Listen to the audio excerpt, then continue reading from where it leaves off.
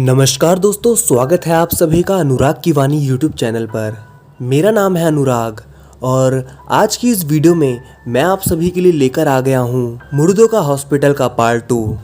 अगर अभी तक आपने इसका पार्ट 1 नहीं सुना है तो लिंक मैंने डिस्क्रिप्शन में दे दिया है। पहले आप जाकर इस कहानी का पार्ट 1 सुन लीजिए, फिर आप आज वाली कहानी सुनिएगा। तो चलिए दोस्तों, कहानी को कंटिन्यू करते हैं। हॉस्पिटल से निकलने के बाद पिताजी घर की ओर चल पड़े। रास्ते में तेज आंधी तूफान आना शुरू हो गई। एक आवाज कान में से होती हुई गई और जब मैंने ध्यान से सुना तो मुझे सुनाई दिया कि तूने रविंद्र की मदद करके अच्छा नहीं किया, मैं तुझे नहीं छोड़ूंगा। मुझे लगा यह मेरा भ्रम होगा। मैंने आसपास देखा, मुझे कोई नहीं दिखाई दिया और मैं अपने घर की ओर निकल पड़ा। मेरा घर अस्पताल से 5 किलोमीटर की दूरी पर था। घर पहुंचते ही हाथ मुंह धोकर मैंने खाना खाया और अपने खाट पर लेट गया। मुझे कुछ समझ में नहीं आ रहा था कि मुझे जो सुनाई दिया वह सच था या फिर मेरा भ्रम। गांव में आज भी लोग रात के समय घर के बाहर ही खाट बिछाकर सोते हैं और मेरे पिताजी भी रात में घर के बाहर ही खाट बिछाकर सोते थे। माँ और मैं पीछे वाले कमरे में सो गए थे और पिताजी बाहर आंगन में। पिताजी रात भर करवट बदला करें किंतु उन्हें नींद नहीं आई। वह यही सोच सोचकर परेशान हो रहे थे कि क्या यह मेरा भ्रम है या सच में आवाज आई थी। पिताजी को नींद करीब 11 बजे आ गई। खाट पर आराम से सो रहे पिताजी को ऐसा लगा किसी ने पिताजी का गला दबा दिया है। पिताजी हड़बड़ाहट से उठे किंतु उन्हें कुछ दिखाई नहीं दिया। पिताजी फिर से सो गए किंतु इस बार उन्हें लगा कि किसी ने उनकी कलाई बहुत जोरों से दबा रखी है और एक ने उनका गला दबा रखा है। मेरे पिताजी बचपन से ही बहुत निडर थे, किसी से भी वह बिल्कुल नहीं डरते थे। पिताजी उठे और उन्होंने पूरा आंगन छान मारा। आंगन में बंधी गाय बछड़े सबको देख लिया किंतु उन्हें कुछ भी नजर नहीं आया। पिताजी को लगा यह मात्र उनका सपना था और पिताजी सो गए। मेरे पिताजी की शुरू से आदत थी कि वह सुबह 4 बजे उठ जाते थे और माताजी 5 बजे उठ जाती थी। पिताजी की जैसी ही नींद खुली, पिताजी हड़बड़ाहट के साथ उठे और आसपास देखने लगे। यह तो हमारे ही गांव का शमशान है। पिताजी को समझ में आ चुका था कि कुछ तो समस्या है और पिताजी घर की ओर चल दिए क्योंकि पिताजी जानते थे अगर माँ की नींद खुल गई और उन्हें इस बात का पता चला कि मैं शमशान के पास अपने आप पहुंच गया हूं तो वह बहुत ही चिंतित हो जाएंगी। इसलिए पिताजी माँ के उठने के पहले ही घर पहुंच गए। तब तक माँ जाग चुकी थी। माँ ने पिताजी से पूछा भी कि आप इतनी जल्दी कहाँ चले गए थे। तब पिताजी ने भी बात को घुमा दिया और कहा कि मैं जरा खेतों की तरफ गया था सुबह सुबह। माँ ने कहा ठीक है, मैं अभी चाय बनाकर ले आती हूँ और वह भीतर चली गई किंतु पिताजी का ध्यान अपने हाथ पर गया और पिताजी भौचक्के रह गए क्योंकि उनके हाथ पर और गले पर निशान थे और यह निशान काले रंग के थे। उस जगह का खून रुक गया हो वैसे निशान थे। पिताजी के कुछ भी समझ में नहीं आ रहा था कि वह क्या करें। माँ का ध्यान उन निशानों पर गया और माँ ने हैरानी से पूछा, यह निशान आपको कैसे आए और यह निशान कल तो आपको नहीं थे। पिताजी ने कहा, तुम चिंता मत करो, सब ठीक हो जाएगा। आप बेचैन हो और आप मुझसे झूठ बोल रहे हो, आप मुझे सच बताइए। पिताजी ने सारी घटना माँ को बता दी जिसे सुनकर माँ भौचक्की रह गई। माँ ने कहा, आज आप घर से बिल्कुल भी बाहर नहीं जाएंगे, हम मंदिर जाएंगे और वहीं पुजारी जी से इस समस्या का समाधान निकलवाएंगे। मैं, माँ और पिताजी सुबह सुबह मंदिर की ओर निकल पड़े। मंदिर पहुंचते ही हमने माता के दर्शन किए और वहां पर पंडित जी से इस बारे में बातचीत करी और उन्हें सारा घटनाक्रम बता दिया। पंडित जी ने कहा कि आप रात में मेरे घर आइए, मैं बैठक लेता हूँ, तभी इस समस्या का कोई समाधान बता पाऊंगा क्योंकि मुझे ध्यान करना होगा। मैं और माताजी और पिताजी हम तीनों ही रात के समय पंडित जी के घर पहुँचे। पंडित जी का घर बहुत ही साधारण सा घर था। हम जैसे ही घर में गए, पंडिताइन ने बैठने के लिए एक चटाई दी। फिर पंडिताइन ने हमें पूजा घर में भेज दिया। पूजा घर में बहुत ही सुंदर देवी माँ की मूर्ति स्थापित थी। पंडित जी ने हमें बैठने का इशारा किया और पंडित जी ध्यान की मुद्रा में बैठ गए। लगभग 20 मिनट बाद जब पंडित जी की आंख खुली उन्होंने कहा कि बहुत ही गहन समस्या है और इस समस्या का समाधान बहुत ही ज़्यादा मुश्किल है। पिताजी ने कहा, कृपया करके आप मुझे बताइए बात क्या है।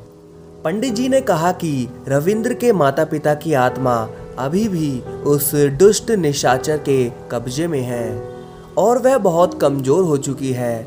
बाबा, आप क्या कह रहे हैं? मुझे कुछ समझ में नहीं आ रहा है। तभी बाबा आगे बताना शुरू करते हैं। बहुत पहले की बात है, यहाँ से 10 किलोमीटर की दूरी पर एक गांव कोठीपुरा, वहाँ पर रविंद्र के माता पिता रहते थे। रविंद्र के पिता राजेश और माताजी पुष्पा, वह दोनों खुशी खुशी अपना जीवन यापन कर रहे थे। पुष्पा का कोई भाई नहीं था, तो पुष्पा ने अपने पड़ोस के रहने वाले भोला को ही अपना भाई बना लिया और राजेश को भी भाई बहन के इस रिश्ते से कोई आपत्ति नहीं थी। सुरेश की पत्नी का नाम कमला था और इन चारों की खूब जमती थी। सब कुछ कुशलता पूर्वक चल रहा था, लेकिन भोला टोने टोटके की बातों पर ज़्यादा विश्वास करता था और वह दिन रात बाबाओं के चक्कर काटता रहता था। भोला एक तांत्रिक जोगाराम को सबसे ज़्यादा मानता था। वह तांत्रिक एक सिद्धि आघोरी था। भोला दिन भर जोगाराम के पास बैठा रहता था और धीरे धीरे उससे वह विद्या सीखने लगा। जोगा ने भोला को बताया था, तेरे खेत में माया है, लेकिन वह माया तुझे तब मिलेगी जब कमला और तेरा बेटा होगा। कमला और सुरेश की कोई संतान नहीं थी। संतान की उत्पत्ति के लिए उन्होंने बहुत कोशिश करी, लेकिन उन्हें संतान नहीं हुई। उन्होंने डॉक्टर से जाकर जांच भी कराई, किंतु उससे भी कुछ नहीं हुआ। बाबा, लेकिन हमारी तो कोई संतान नहीं है। आप तो जानते ही हैं कि हमने कितनी कोशिश करी, फिर भी हमें संतान नहीं हुई। चिंता मत कर भोला, अभी मैं जिंदा हूँ, तुझे संतान अवश्य होगी, तू चिंता ना कर। सुरेश को जोगाराम ने पुत्र प्राप्ति की विधि बताई। जोगा ने कहा, अमावस्या की रात को तुम दोनों को देवी माँ को एक बलि देनी है और इस बलि के बाद कमला की गोद भर जाएगी। सुरेश ने यह बात घर जाकर कमला को बताई, किंतु कमला एक धार्मिक औरत थी। उसे इन टोने टोटके पर बिल्कुल भी विश्वास नहीं था और उसने साफ साफ इनकार कर दिया कि मैं जादू टोने में तुम्हारा साथ नहीं दूंगी। सुरेश ने उसे बहुत मनाने की कोशिश करी, लेकिन वह नहीं मानी और कहने लगी कि रविंद्र भी तो तुम्हारा ही बेटा है, हम उसके सहारे भी जिंदगी काट लेंगे, हमें अपनी संतान की कोई ज़रूरत नहीं है और भगवान ने चाहा तो बिना टोने टोटके के भी हमें औलाद दे देगा। भोला के कुछ समझ में नहीं आ रहा था कि वह क्या करे। उसने कमला को बहुत समझाने की कोशिश करी, किंतु कमला के आगे उसकी एक ना चली और कमला ने उसे डांट कर भगा दिया और वह निराश होकर जोगाराम के पास पहुंचा। जोगाराम ने कहा, बेटा तू चिंता मत कर, यह ले, यह जड़ी बूटी, इसे धोकर धूप में सुखाकर पीस लेना और इसे कमला के भोजन में मिलाकर उसे खिला दे, वह तेरा साथ देगी और तू उसे अपने वश में कर लेना। वशीकरण मंत्र तो तुझे पता है। सुरेश ने कमला का वशीकरण कर लिया। कमला और सुरेश दोनों को बच्चे की बलि देनी थी। कमला और सुरेश ऐसे बच्चे को ढूंढ रहे थे जिसकी बलि से गांव में हल्ला ना मचे। कमला को पूरे गांव में ऐसा कोई भी बच्चा नहीं मिला और वह वापस आ गए। धीरे धीरे अमावस्या नजदीक आ रही थी। कमला और सुरेश ने आसपास के गांव में जाकर भी देखा, लेकिन उनकी दाल नहीं गली। सुरेश का ध्यान रविंद्र पर गया। कमला रविंद्र से बहुत प्यार करती थी। उसने रविंद्र की बलि के लिए मना कर दिया, लेकिन सुरेश ने उसे समझाया कि जोगा बाबा ने हमसे कहा कि हमें भी रविंद्र जैसा ही एक पुत्र प्राप्त होगा। कमला ने ना चाहते हुए भी सुरेश की बात मान ली और सौभाग्य है कि पुष्पा के पिताजी की अचानक से तबीयत खराब हो गई। अभी अभी चिट्ठी आई है, यह कहते हुए पुष्पा बिलख पड़ी। पिताजी की अचानक तबीयत खराब होने के कारण अभी ही पुष्पा और हमें पुष्पा के मायके जाना होगा, रविंद्र के पिता ने कहा। किंतु रविंद्र का अभी इम्तिहान है। रविंद्र उस समय 5वीं क्लास में पढ़ता था और उसका आखिरी पेपर बचा था, इसलिए ना चाहते हुए भी रविंद्र को कमला और सुरेश के पास भारी मन से छोड़ना पड़ रहा था। पर पुष्पा कमला और सुरेश के प्रति निश्चित थी कि वह जानती थी कि कमला रविंद्र को माँ से भी बढ़कर प्यार करेगी और उसका भरपूर ध्यान रखेगी। इसलिए वह निसंकोच होकर कमला से कहने लगी, कमला तुम रविंद्र का ध्यान रखना, पिताजी की तबीयत बहुत खराब है, हम उनसे मिलकर 2 दिन में वापस आ जाएंगे। कमला ने भी कह दिया, आप जाओ, आप रविंद्र की चिंता मत करो, मैं हूँ रविंद्र के पास, मैं उसका भरपूर ध्यान रखूंगी। राजेश व पुष्पा कमला के पास रविंद्र को छोड़कर मायके चले गए। कमला को रविंद्र बहुत पसंद था और वह चाहती थी कि उसे भी रविंद्र के जैसा ही संतान चाहिए, लेकिन वह रविंद्र को भी खोना नहीं चाहती थी। सुरेश ने बड़ी चतुराई से कमला के मन में यह बात डाल दी। रविंद्र की बलि देने के बाद रविंद्र की आत्मा तुम्हारे गर्भ में आ जाएगी और वो तुम्हारी कोख से जन्म लेगा। कमला खुश हो गई। आज अमावस्या का दिन था। सुरेश की योजना काम करने वाली थी, क्योंकि कमला रविंद्र से बहुत प्रेम करती थी। यह बात पूरा गांव जानता था। किसी को भी कमला पर शक नहीं होता और वह आसानी से उसे अपने साथ गांव से बाहर ले जा सकती थी। अमावस्या के दिन सुरेश सुबह से ही घर से निकल गया, क्योंकि उसे रात की पूजा की तैयारी करनी थी और यह पूजा गांव से दूर जंगल में खंडर के पास एक बहुत पुराना मंदिर था, उसमें ही करनी थी। अमावस्या के दिन कमला रविंद्र को अपने साथ लिए सुरेश के पास चली गई। अघोर जोगानाथ और सुरेश ने सारी तैयारी कर ली थी। जोगा ने कमला और रविंद्र को हवन पर बिठा दिया और जोर जोर से मंत्रों का उच्चारण करने लगे। रात के ठीक 12 बजने के बाद ही उसने कहा, बच्चे के हाथ पैर बांध दो, और कमला से कहा कि इस बच्चे की बलि तुम दो। कमला पर भी जैसे किसी ने जादू किया था और वो खड़ी हो गई, और जैसे ही उसने बच्चे की गर्दन पर वार करने के लिए आगे बढ़ी, वैसे ही गांव वाले और रविंद्र के माँ बाप आ जाते हैं और रविंद्र को बचा लेते हैं। और रविंद्र की माँ पुष्पा कमला पर खूब चिल्लाती है, मैंने तुम्हें अपना क्या नहीं समझा और तुमने मेरे साथ ऐसा किया। अरे डायन भी 7 घर छोड़कर वार करती है, तुम तो उससे भी गई गुजरी हो। अरे रविंद्र तो तुम्हें माँ कहता था और तुमने ये सिला दिया, तुम्हारे जैसी औरत पर थू है। कमला चुपचाप सुनते हुए रोए जा रही थी, किंतु सुरेश बड़ी चालाकी से राजेश को मनाने की कोशिश कर रहा था। तभी इसी बीच तांत्रिक जोगानाथ वहां से भाग निकला, लेकिन राजेश के आगे सुरेश की एक नहीं चली और उसने गुस्से में आग बबूला होकर सुरेश को खूब पीटा। और इधर कमला भी पुष्पा के पैरों में गिर पड़ी, लेकिन पुष्पा को बिल्कुल भी दया नहीं आई और उसने भी 2-4 चांटे जड़ दिए। और गांव के मुखिया ने कहा, आज इन लोगों को जिंदा नहीं छोड़ेंगे, ये गांव में पाखंड फैला रहे हैं, इन्हें जिंदा रहने का कोई हक नहीं है, मारो। और गांव वालों ने कमला सुरेश को वहीं बुरी तरह पीट पीट कर मार डाला। तभी पीछे से लज्जो मुस्कुराते हुए आई। लज्जो कमला और सुरेश की पड़ोसन थी। एक बार कमला और लज्जो का झगड़ा हो गया था। झगड़ा इतना बढ़ गया था कि कमला और लज्जो में हाथापाई हो गई थी, और यह झगड़ा किसी और को लेकर नहीं बल्कि सुरेश को लेकर ही हुआ था। सुरेश ने लज्जो का खेत हथियाने की कोशिश करी थी। इसी मामले को लेकर दोनों के बीच बहुत बड़ा झगड़ा हुआ था और लज्जो पंच तक बात ले गई। सुरेश ने पंचों के वशीकरण से अपने हक में फैसला करवा लिया। तब से ही लज्जो बस एक मौके की तलाश कर रही थी। वह जानती थी कि रमेश जानकार आदमी है और वह हर अमावस्या के दिन टोने टोटके करता रहता है। तभी से लज्जो ने कमला और सुरेश की हरकतों पर नज़र रखना शुरू कर दिया। इसलिए उसे सुरेश और कमला के इस षड्यंत्र के बारे में पता चल गया। वो तो अच्छा हुआ मुझे सब पता चल गया। तभी मैंने तुरंत सरपंच साहब को बात बताई। सरपंच साहब ने गांव वालों को इकट्ठा किया और हम सब यहाँ आ पहुँचे। और सरपंच साहब ने तुम्हारे मायके भी अपने खास आदमी भोलू को भेजकर आप तक यह खबर पहुँचाई। रविंद्र के माता पिता लज्जो से हाथ जोड़कर बोले, आपने हमारे बेटे की जिंदगी बचा ली, मैं आपका यह एहसान जिंदगी भर नहीं भूलूंगा। तभी लज्जो मुस्कुराते हुए बोली, रविंद्र भी मेरे बेटे के समान है, और रविंद्र को गोद में लेकर पुचकारने लगी। गांव वालों ने कमला और सुरेश की लाश को वहीं दफन कर दिया और अपने घर चले गए सभी। जोगानाथ ने सुरेश और कमला की आत्मा को जागृत कर लिया और उनकी आत्मा को खिल से अभिमंत्रित कर अपने पास रख लिया। जोगानाथ भी एक तांत्रिक था। यह बात अच्छी तरीके से जानता था कि कमला और सुरेश की हत्या लज्जो और सरपंच की साजिश से हुई है, क्योंकि सुरेश इससे पहले भी बहुत बार टोना टोटका कर चुका है, लेकिन किसी ने कुछ नहीं कहा। सब सुरेश से डरते थे, लेकिन आज गांव वालों ने मिलकर उसका पर्दा फाश कर दिया। सुरेश एक तांत्रिक था, किंतु निपुण नहीं था। मरने के पश्चात उसकी आत्मा रोज भोग पाकर 2 गुना शक्तिशाली हो गई। जोगाराम यह बात बहुत अच्छी तरीके से जानता था कि सुरेश खुराफाती है और मरने के बाद वो अपना बदला जरूर लेगा, लेकिन जोगाराम गांव में तबाही नहीं चाहते थे। इसलिए जोगाराम ने उन दोनों की आत्मा को खिल में अभिमंत्रित कर उस खिल को सुरेश के घर की दीवार में ठोक दिया। धीरे धीरे गांव का वातावरण सामान्य होता गया। कुछ समय बाद कमला और सुरेश के खेत को लज्जो ने हथिया लिया और धीरे धीरे वह घर भी हथियाना चाहती थी।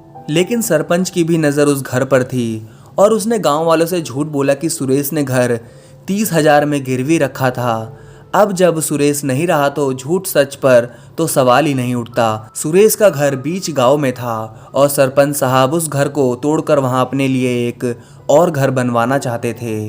और एक दिन सरपंच साहब ने सुरेश के घर पर कब्जा कर लिया और दूसरे दिन ही सरपंच साहब ने वह घर तुड़वा दिया। दुर्भाग्यवश जिस दिन घर टूटा उस दिन अमावस्या थी।